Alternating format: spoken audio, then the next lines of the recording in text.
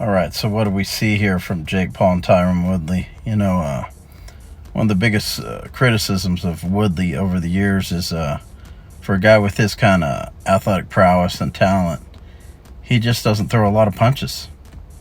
He just doesn't take a lot of risks. And, you can have all this athletic ability and power and speed, but if you don't throw any punches, it doesn't really matter. And Dana White had criticized him for that before in several of his fights, but especially the Damian Maia fight, in which they both kind of had the record for least punches thrown in a fight in the UFC.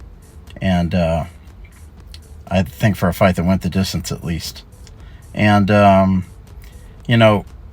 I think that's one of the biggest frustrations Dana White had with Woodley was that he was a very talented fighter who didn't take risks.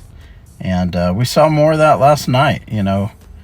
If he had thrown more punches, been more aggressive, thrown more combinations, he could have beat Jake Paul. But for whatever reason, he was satisfied with throwing, one punch at a time, maybe two at a time, and very little at that. So, and a lot of the time when he did throw his one or two punches, he brought himself in range to either clinch himself or be clinched. So it was kind of, I see people on like fighters and whatnot complaining on Twitter, oh, you need to be more busy. But that's kind of who Tyron Woodley is. He was never a busy fighter. And it was more of the same last night. I don't think the fight was fixed. I just don't think Woodley took any chances. He fought the way he usually does. It was perfectly within character of him to fight that way. And because he fought that way, he lost. A fight that he easily could have won.